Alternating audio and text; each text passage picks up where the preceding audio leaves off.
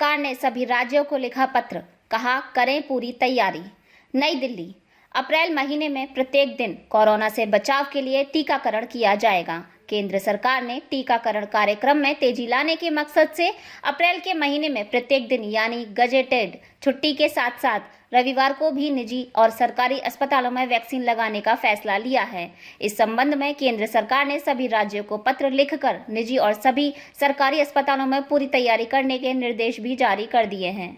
बता दें कि आज से यानी 1 अप्रैल से 45 साल के ऊपर के सभी लोगों को वैक्सीन लगाने का काम शुरू कर दिया गया है।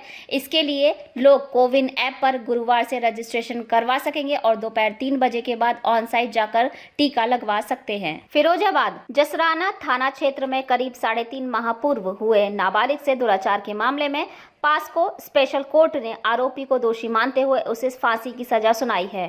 घटना थाना जसराना क्षेत्र की है। अभियोजन पक्ष के अनुसार 14 दिसंबर 2020 को 10 साल की एक बालिका गांव में दावत खाने गई थी।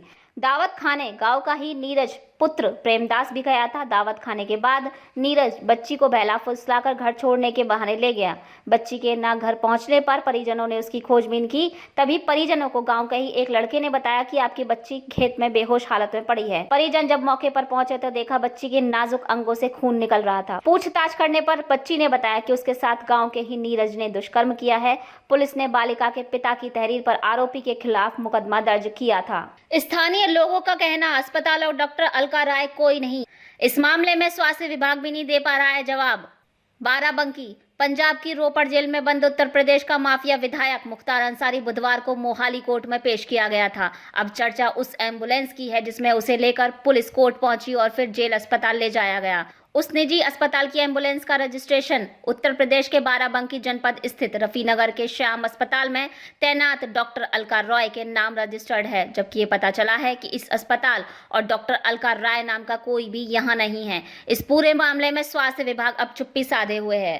अयोध्या, गोसाईगंज थाना क्षेत्र के त्रिलोकपुर गांव में शराब पीने के बाद 2 लोगों की मौत हो गई और आधा दर्जन लोगों का विभिन्न अस्पतालों में इलाज चल रहा है, जिसमें 2 लोगों की हालत चिंताजनक बताई गई है। सूचना मिलते ही जिलाधिकारी अनुज झा तथा वरिष्ठ पुलिस अधीक्षक शैलेश कुमार पांडे, ग्रामीण पुलिस अधीक्षक शैलेंद्र कुमार सिंह घटनास्थल पर पहुंच गए हैं। प्रधानी के चुनाव को लेकर पूर्व प्रधान राजनाथ वर्मा ने गांव में पार्टी दी थी। इस दौरान शराब बांटी गई। शराब पीने के बाद लोगों की तबीयत खराब होने लगी और उन्हें उल्टी और दस्त की शिकायत हुई।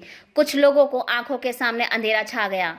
गांव के वीरेंद्र वर्मा 32 वर्ष पुत्र राम बुजारत वर्मा तथा धर्मेंद्र वर्मा 30 वर्ष पुत्र मोतीलाल वर्मा की मौत हो गई, जबकि लाल बहादुर पुत्र जयराम, राजेश पुत्र कल्पू, जयश्री पुत्र मुसई, ध्रुव कुमार वर्मा पुत्र गुरहू प्रसाद, राम शुभावन वर्मा की तबीयत खराब हो गई।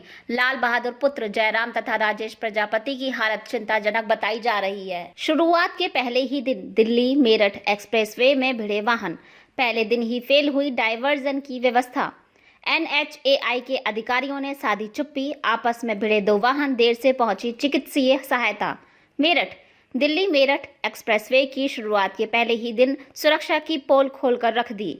आधी अधूरी तैयारियों के बीच खोले गए एक्सप्रेसवे पर तेज रफ्तार से आ रहे 2 वाहन आमने सामने ही भिड़ गए। दोनों वाहनों की रफ्तार इतनी तेज थी कि जोरदार धमाके के साथ वाहनों के परखच्चे उड़ गए। एक गाड़ी का ड्राइवर घायल अवस्था में उसके भीतर ही फंस गया। घटना की सूचना पर पुलिस तो जल्दी से मौके पर पहुंच गई, लेकिन NHAI की चिकित्सीय वैन मौके पर नहीं पहुंच सकी।